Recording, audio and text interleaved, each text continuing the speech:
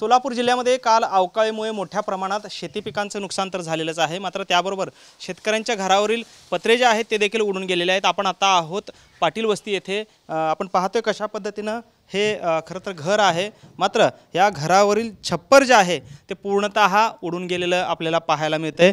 आणि आपण पाहतोय कशा पद्धतीने घरामध्ये सगळं पाणीच पाणी जे आहे ते झालेलं आहे आणि घराच्या वरील जे काही छप्पर होतं ते छप्पर पूर्णतः वाऱ्यामुळे उडून गेलेलं। इतका वेगवान सुसाट्याचा वारा जो आहे तो या ठिकाणी या मोहोळ परिसरामध्ये पापरी गावामध्ये आलेला आपल्याला पाहायला मिळतो आणि त्याचेच हे भीषण दृश्य जे आहे ते या ठिकाणी पाहायला मिळते।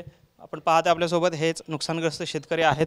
मामा, काय परिस्थिती होती काल, कशा पद्धतीचं वातावरण होतं? 4 वाजता आम्ही तिथे बाहेर होतो अंगणात, मग इकडून वारं सुटलं एकदम कावदर आलं माथ्याला। आम्ही म्हणलं थांबतंय वारं आता, पुन्हा वारं पापरीकडे गेलं तसंच, पुन्हा ह्या बाजूने एकदा चक्राचं ह्या काहीच कळलं ना कुणीकडे वारं चक्रीवादळत काय केलं। आम्ही तिथं बाहेर होतो, पुन्हा इकडून पापरीकडून पूर्व ही दिशा कुठली आली, तिकडून पाऊस आलेलो। आम्ही म्हणलं आता आत जावं, मग आत गेलो तर ही पत्रच नाही तर दोन्ही खोलीच, मग तेव्हा माहिती झालं आम्हाला, नाही तोपर्यंत काहीच माहिती नव्हतं, पत्रे उडून गेलेले सुद्धा माहिती नाही। आम्ही त्याचं बाहेरच आहे, पाऊस भिजायला आलेलो, आम्ही म्हणलं आत जावं घरात, मग माहिती झालं वर काहीच नाही।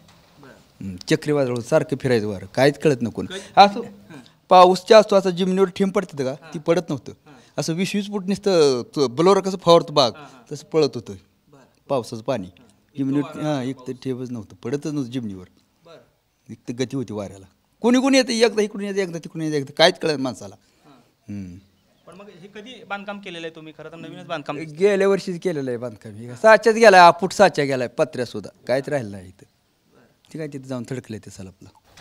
आपण पाहतोय की पूर्णतः हे छप्पर जे आहे ते उडून गेलेलं आहे आणि साधारणपणे 100 फूट अंतरावरती हे वरचं छप्पर जे आहे ते उडून पडलेलं या ठिकाणी चित्र पाहायला मिळतं। इतका भयंकर वारा या ठिकाणी आल्याचं आपबीती जे आहे ते हे शेतकरी सांगताना आपल्याला पाहायला मिळत आहेत। कॅमेरामन विनोद उनाबादकरसह सागर सुरवसे, TV9 मराठी, पापरी, मोहोळ, सोलापूर।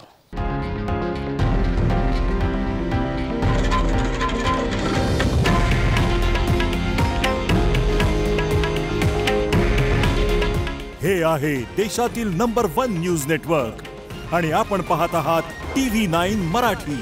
काळजी तुमची, हित महाराष्ट्राचं।